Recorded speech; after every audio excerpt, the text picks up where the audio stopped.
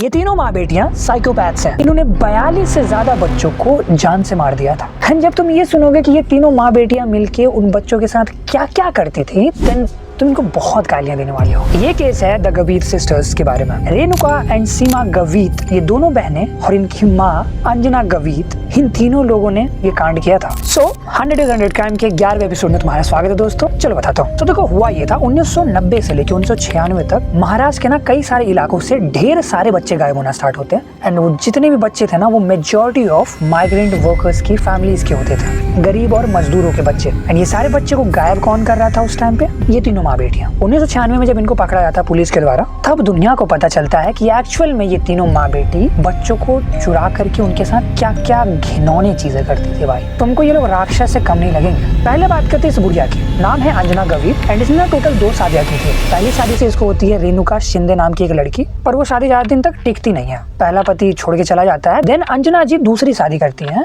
उनसे इनको होती है सीमा गवीत नाम की लड़की। पर ये जो दूसरा हस्बैंड था ना वो भी इनको कुछ टाइम पे छोड़ के चला जाता है। किस लिए?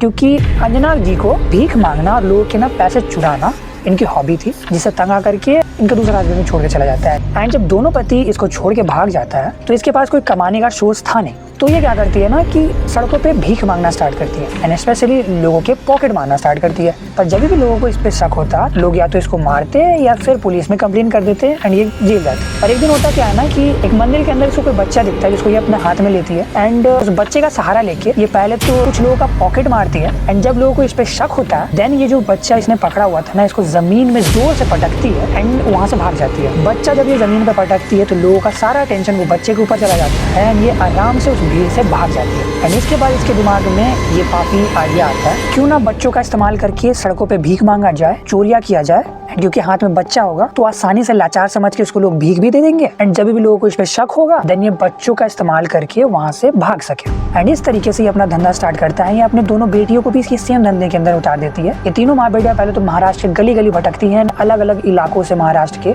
कोल्हापुर, नासिक, पुणे जैसे एरिया से। सबसे पहले तो गरीब फैमिलीज के बच्चे को उठाते हैं, उनसे भीख मंगवाते हैं, उनका इस्तेमाल करके चोरियां करते हैं। एंड जब भी बच्चा कोई हरकत करता है या फिर लोगों को इन पे शक होता है, ये उस बच्चे को या तो जमीन में पटक देते हैं या ब्रूटली टॉर्चर करके मारती है। ये तीनों माँ बेटियां ऐसे करते करते इन्होंने टोटल 42 से ज्यादा बच्चों का मर्डर कर दिया। एंड ज्यादातर जो बच्चे होते थे ना वो लिटरली बहुत ही ज्यादा कम एज के होते थे, लाइक 3 साल, 2 साल, इवन 6-7 महीने या फिर 12 महीने के बच्चे को इस्तेमाल करते भाई।